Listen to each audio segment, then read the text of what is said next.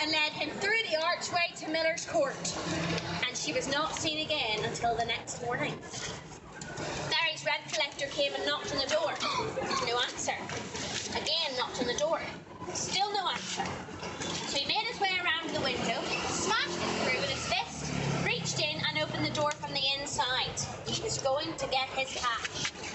But as he stepped over the threshold, the sight that met his eyes was so bad that this rent collector ended up being hospitalised for the rest of his life. And back then, they called it the madhouse.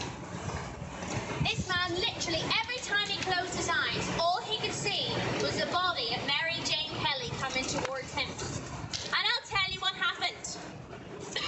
He ripped off the skin on her forehead completely, cut off her nose, her eyelids, her lips, and her cheeks, sliced her throat from left to right twice, right back to the backbone. But to be honest with you, you couldn't even tell. She was completely unrecognisable via her face. They identified her via the clothes that she still had remaining on her body. But he wasn't finished there. Not only did he rip her open and pull her apart, but he stripped all of the flesh and tissue from halfway down one thigh in between her legs to halfway down the inside of her other thigh. Completely ripped open in between her legs. Stripped her of the muscle on her right thigh so the bone was now sticking out. Removed all of her internal organs, every single last one. But her heart was missing. They never found her heart. They were all sitting on the bedside table. He cut off both of her breasts. He put one in between her legs on the bed and the other under her head as a pillow. It still wasn't done. His picture wasn't complete. He left her lying there, but took her left hand and let it hang inside the empty stomach cavity. Now he has placed that there after he has removed her organs to complete his picture. Now do you see why they thought he might have been an artist? That this solar presentation, the way he left his bodies? No wonder the rent collector ended up in a psychiatric unit. I'm pretty sure all of us would end up going the same way if we saw it in real life.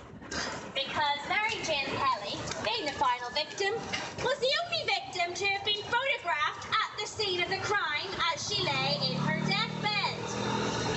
And you know what I'm going to say next. We're very lucky that we have that very same photograph that they took of her. And I have it here for you all to see this evening. So you can all see that same image that rent collector saw. Now it is a very, very old photograph. You may want to step in a bit closer. I will leave it up on the wall and I will talk you through it as well. But Mary Jane Kelly, our final victim, as she was found on the 9th of November 1888. And you can see there on the right hand side of the photograph, trying to focus it in, her head, or what's left of it.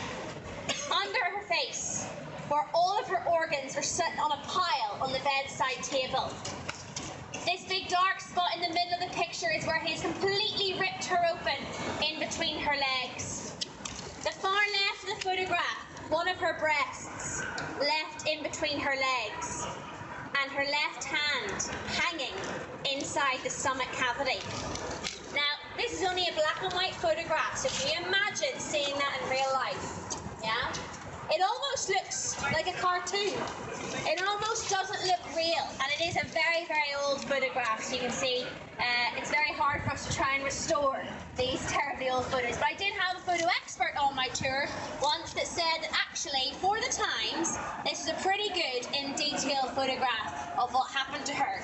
But my boss wasn't convinced, so did you a CGI version just to make it a little bit more clearer as to what happened.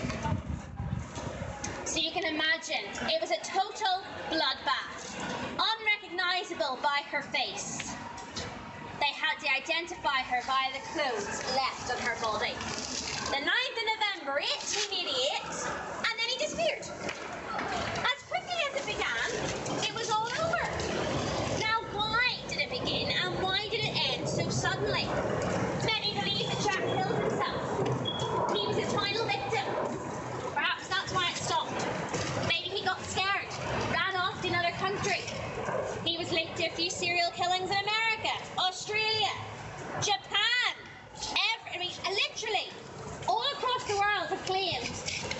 Jack the Ripper came there after he murdered here in London. Some policemen believed that he was a local man. Some believed that he was well educated. Some believed that he wasn't well educated. Others, however, believed that he was a foreigner. No way! There's no possible way that a lovely, decent British man could ever possibly think of doing such a horrific act on one of his fellow British citizens. This is how narrow-minded some of the police literally were back then. They were looking for a crazed lunatic covered in blood, running through the streets of the East End going, "Ah, I just murdered a woman, I am Jack the Ripper." Like, honestly, that is what some of them were out looking for. It never occurred to them. They could have been standing right beside them, their fellow officers. A very local wealthy man coming into the area, a local doctor coming into the area to just simply look at these women's bodies to try and help out the case. It could have been any of the above. But we have a few suspects that I just want to share with you this evening. A few of the main suspects. If I talked about all the theories and the suspects, we'd be here till 3 o'clock in the morning. And no harm, dealers, but I'm not doing that. So you can go home and do a lot of your own research if you're keen to come up with another theory, perhaps after this evening.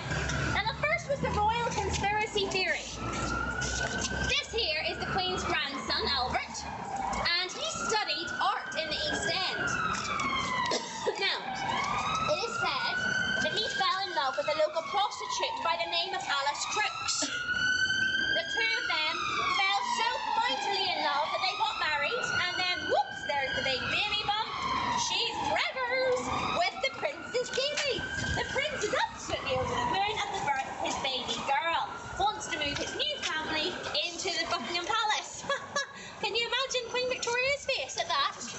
Apparently she got wind of all of this goings on and was like, "Oh my lord," sent him off upon official business abroad. And he did. He was sent away for a year to do some royal business abroad. But no sooner had he been whisked away, that Alice Crooks was taken to the local madhouse where she went under a lobotomy. They cut out a piece of her brain. She didn't even remember her own name, let alone the fact that she had a daughter. It is said that her daughter went to live with her godmother, and her godmother was apparently our final victim, Mary Jane Kelly. And Mary Jane Kelly wanted to give this child the life it deserved. They wanted to expose the royal family's secrets, and she, along with all of Alice Crooks' group of friends, Catherine Eddings, Liz Stride, Annie Chapman, Marianne Nichols, oh, there we go, all of our victims. And this is why it all came to pass.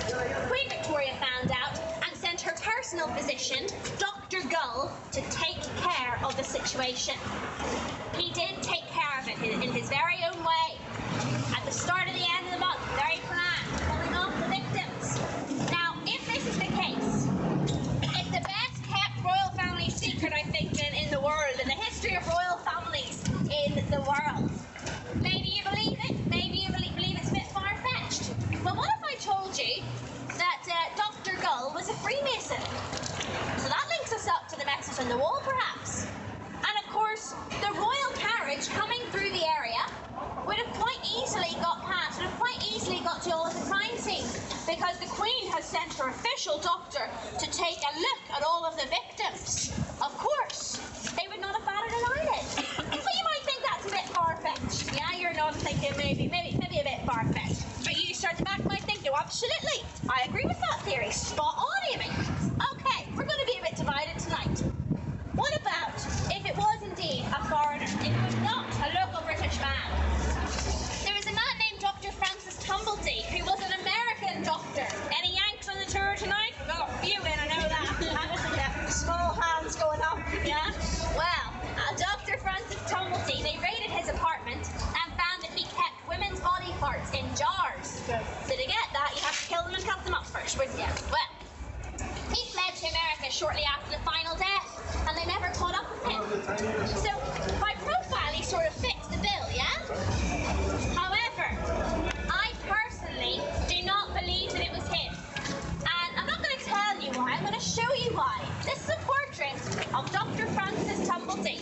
There was something on his face that he was known for.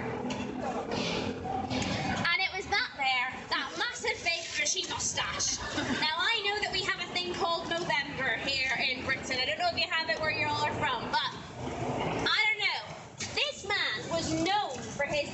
bushy whiskers, ears right out. They were not small facial hair. I mean, sir, at the back, how long did it take you to grow your beard? Several months, okay? And you have to do a lot of trimming to keep it nice and pruned, yeah? You gotta keep hold of it. Well, he was so proud of his whiskers. He always kept them nice and pruned, but they were always big. Everyone knew him for his big, bushy mustache. Now, in any of the descriptions of men in the local area that have been seen near our victims, have they ever described a massive, big, bushy mustache? No. Maybe a bit of facial hair. But if a man is in the shadows with no light, down like this, and he has a mustache, you're not really going to see it. But if he has this, a big, white, hairy, bushy mustache sticking out, I don't think you'd miss it. So based upon appearances, I personally don't think it was him. But you might tonight. Or if you're not convinced and think it was a local British man, what about this one? John Druitt. Fits the part, doesn't he? Looks a bit, educated. He was a barrister. Came from a family of surgeons. Had access to all of the tools and the equipment. Well, his body was found floating in the River Thames on the 11th of December. They did a post-mortem, and his body had been there for about 1 month. So that links us right up to just after the death of Mary Jane Kelly. The timings fit if Jack committed suicide. But that's the thing. There's nothing linking him to any of our victims or to this area. So why is he a suspect? Well, his own mother and father believed that he was Jack the Ripper. Now, if your mum and dad think you're a serial killer, guys, you're really not off to a good start in life, are you? One reason for him to kill himself, to throw himself in the River Thames. Now, if I was Jack the Ripper today, right? If I was a serial killer and I got caught up, I committed suicide and all of this about it, my parents would make a fortune. I would be like an insurance policy because they'd make a movie about me. They do documentaries on my psychosis. They'd interview all my family members, newspaper reviews, books, magazine articles, baby pictures, everything. My parents could sell it all off and make a fortune. Back in 1888, that was not the case. No, it was social suicide. His parents were so determined that he was Jack the Ripper that they gave up everything that they had. They lost friends, family, they were disowned by society, lost their jobs. Now, why would you do that? Why would you announce that your child was Jack the Ripper unless you were 100% sure? It makes you wonder, doesn't it? Could it have been him? If you're not convinced, Scotland Yard weren't either, don't worry. They put together a profile on Jack. Said he would have been between the age of 30 and 65. Bit of a wide age range, but they said, no, not an educated man. Maybe he followed around educated people, picked it up off them, copied their handwriting, things like that. Would have got his information perhaps from books, from following people around. Maybe he worked in a doctor's surgery but as a cleaner or anything like that. He would have been a loner, loser, kept himself to himself, not had any family to speak of, probably been abused as a child by his mother or grandmother or female relative. These women were never sexually assaulted. It was cold-blooded murder. There had to be something to drive him to murder these women. And they gave us a photograph of him. And I have it right here. So if Jack the Ripper had Facebook, this would be his Facebook profile. So folks, I give to you Jack the Ripper. Or a fat Freddie Mercury. Doesn't